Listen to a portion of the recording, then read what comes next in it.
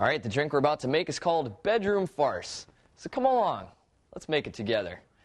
Take some hot chocolate, nice hot cocoa, and we're going to measure out 1 ounce of dark rum. All right. And follow that up with a half of an ounce of bourbon. All right.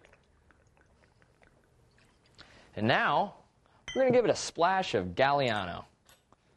What a fun bottle. Go ahead and dump that in, just a splash. Now grab your trusty spoon.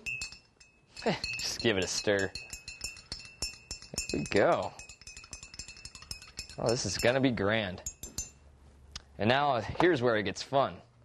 Go ahead and set up your glass and get that whipped cream. Here we go. Look at that. What a beaut. Go ahead and take a nice little cherry and put it right in. And that's all there is to it.